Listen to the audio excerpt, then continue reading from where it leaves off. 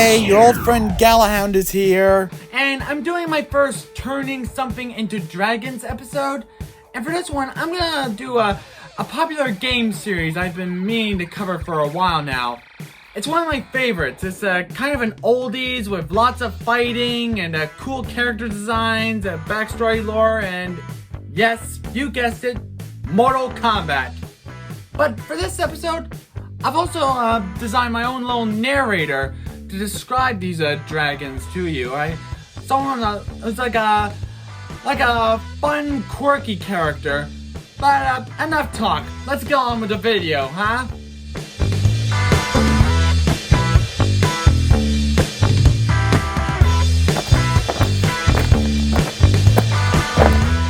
Oh, I see we have another curious soul, hungry for tales of adventure and grandeur.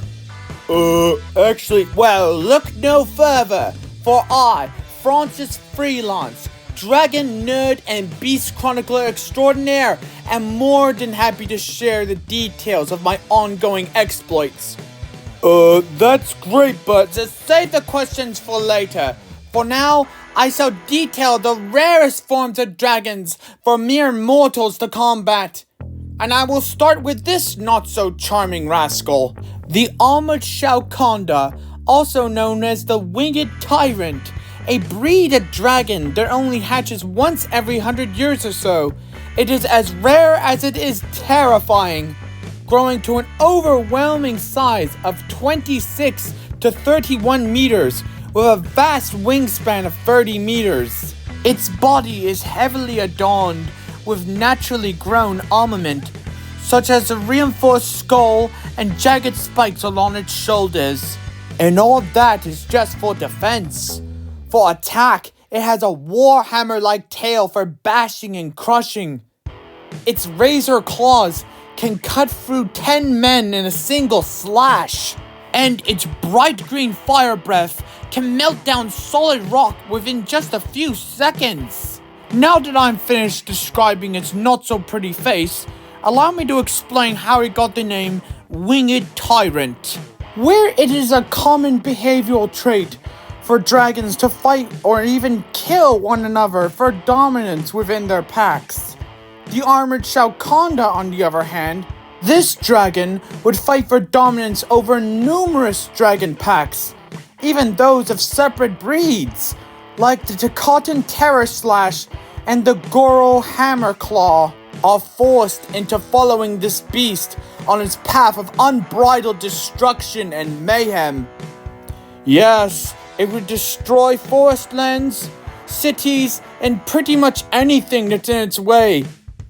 Until one day, one stormy summer's day in the mountain regions of Outland, this raging beast was challenged by two extraordinary dragons. The Sky Radagon, a creature that can channel lightning with godlike fury, and the Lucane Flame Drake, a dragon that engulfs its body in raging fire. Why, I actually had the privilege of watching this epic battle, and I only came out with a few scars, no big deal. Anyway, both sides won their element, and were unyielding to say the least. The battle was like blam, kablooey, bada boom! And then the Shauconda lunged at its enemy, but the Radagon, it blasted it with bolts of lightning, scorching the armor off of its wretched body. Oh, and that's when the Flame Drake leapt up and plunged its flaming claw right through the creature's chest. And when I say through, I mean a crater-sized hole, right where his chest should be. What a spectacle that was. A bit overkill, but that's dragons for ya. Haha. Wow, great story. But Oh, the story doesn't end there. At the time, I thought it had. But the creature, it survived. It what? I know, right?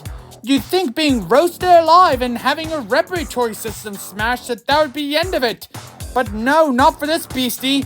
Far too stubborn for that, I'm afraid. No, it wasn't dead. but it wasn't far from it. Why, the creature just about had enough strength to crawl down a steep crevice. Too steep for me to follow. So, I went home and came back the next day with all sorts of climbing equipment, suspecting to find the creature's broken hide, but I couldn't find anything. That 10-ton pile of flesh was gone, whoosh, without a trace. Why, don't go mistaking me for an amateur. My wits are as sharp as the teeth of the dragons I chase every day. I am always aware of my surroundings. Is that so? Then you are aware you just stepped in something. What are... Oh no! These were new boots too! Oh, I'm gonna have to worry about this later. Let's just get back to the story. Now, I theorize that the dragon must have buried itself underground and went into a form of hibernation. There are many dragons, while in this state, can slow their pulse down to a crawl to further heal their bodies from potentially life-threatening injuries. It was 10 months roughly before the creature was back to its terrible routines of terrorizing villages and, well, basically anything and everything in its way. It grew a new layer of armor. Oh, and that crater I mentioned, the one that was in his chest, was now just a big ugly scar. While I say, some dragons are just amazing. Terrible, but amazing. Again, great story, but Oh, you're right. Why end with just one story? Come on, I think you're gonna like this one.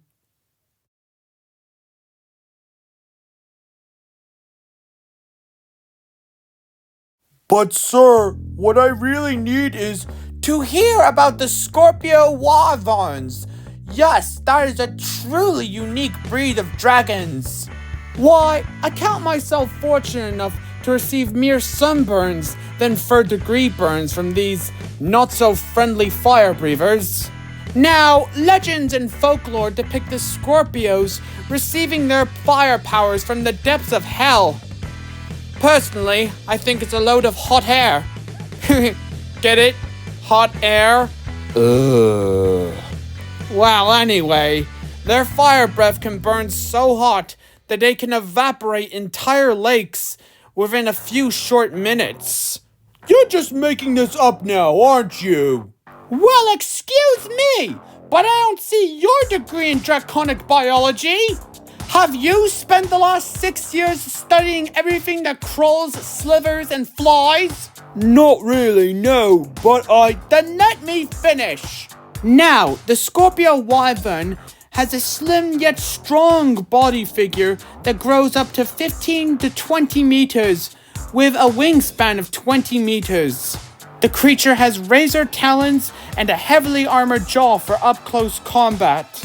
But its most unique and most terrifying traits are the claws that grows at the ends of its wings and tail, sharp enough to pierce the hide of pretty much any dragon it may come across, hooking the bone and flesh to draw them in closer for the kill. I actually watched one of these creatures slay an entire hunting party of Dakotan terror slashes. And it wasn't so much of a battle, but more like a bloodbath.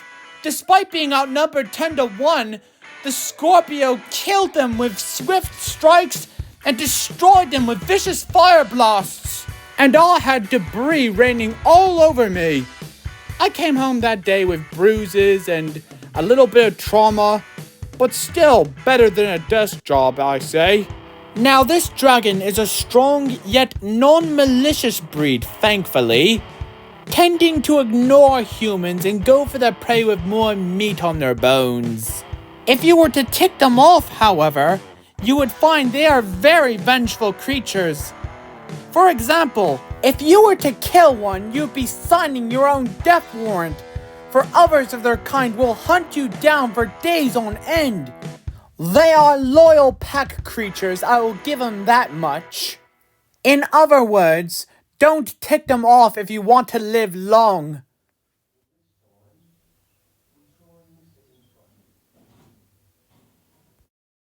Now, if I'm being honest, studying the Subzero Frostbane in the obscuring blizzards of the blood-freezing mountains of Lucunyan was not as hard as I expected.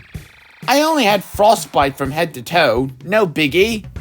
Well, anyway, ice dragons are notorious of being a rare, powerful species, but the Subzero Frostbane has powers equal to that of a blizzard, and I am not exaggerating.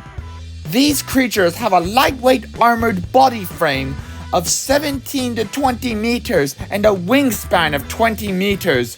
When fully grown, these dragons can freeze over entire landscapes. Oh yes, truly powerful dragons. Yet they prefer seclusion in the mountain regions, hardly ever leaving except for hunting and gathering. They tend to ignore humans, but you should avoid them all the same. Unless you want to risk the chance of becoming a human popsicle, that is. Another thing, where these dragons don't tend to start fights, you should bear in mind that when one does happen, they will fight to the death. You know, there was actually someone who tried to test out this theory in their own selfish way.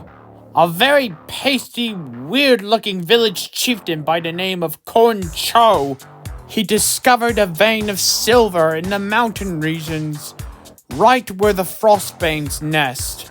So he had a big idea to steal a handful of their eggs and stash them into Scorpio Wyvern territory, and figured once they killed each other, he would start a mine and make some money.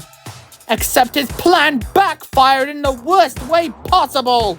The stupid man ended up taking the fragile ecosystem into a beastly civil war. Fire and ice dragons were locked in combat with no regards to their surroundings, destroying everything for miles, including Quancho's village, and maybe Quancho too. Or the stupid man could have just found a hole to crawl in. I don't really care. Well, anyway, the fighting got so bad, it took an entire guild of beast chroniclers, including myself, to get things back into some kind of order. And it was far from easy. But we managed to lead the ice dragons back home in the mountain regions. And well, I think the moral of the story is, vicious dragons and stupid people are dangerous enough as is, but put them together, that's a recipe for disaster.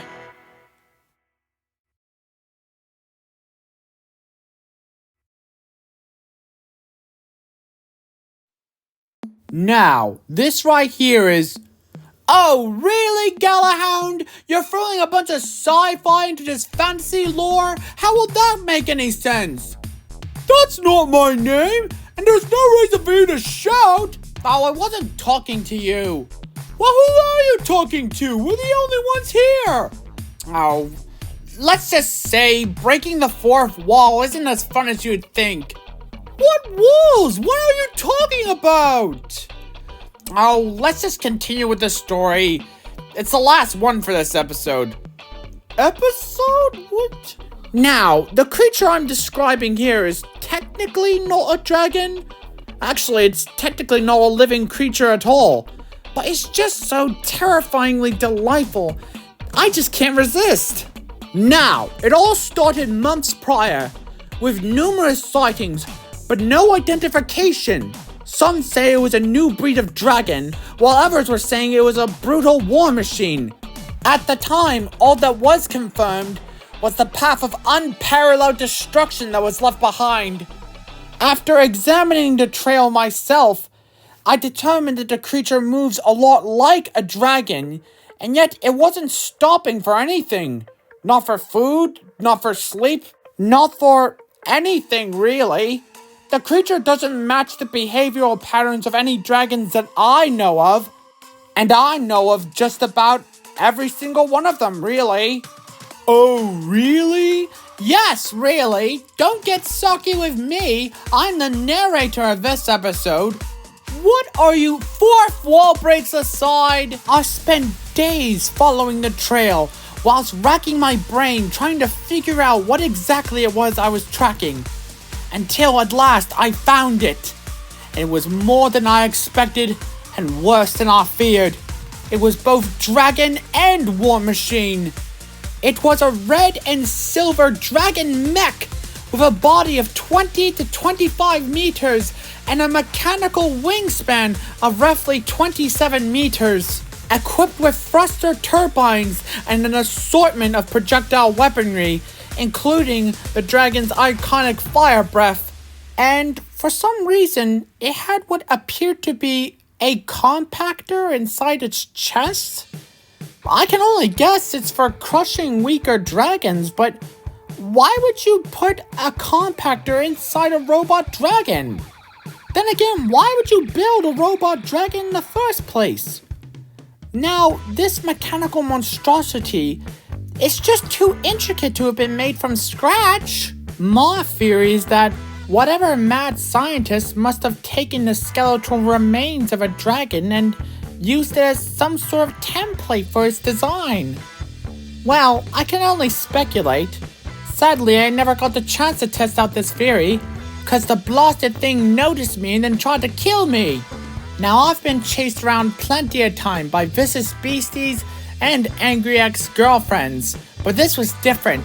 This took all of my cunning, all of my stamina, all of my— Will you stop already? I'm never asked to listen to all these stories back to back. I just thought I would ask you, where's the bathroom? Oh, well, why didn't you just say so? What didn't— Well, why is your accent all over the place? Excuse me? Well, I can't tell whether you're British, Australian, or just playing weird. Well, look who's talking. I can't tell whether you're boorish, drunk, or just plain boring. Can you just point me to a toilet already? Down there and to the left. Bye-bye, and thank you for ruining this climactic ending. I hope not to see you again in the sequel. What? See, can we just end the episode already?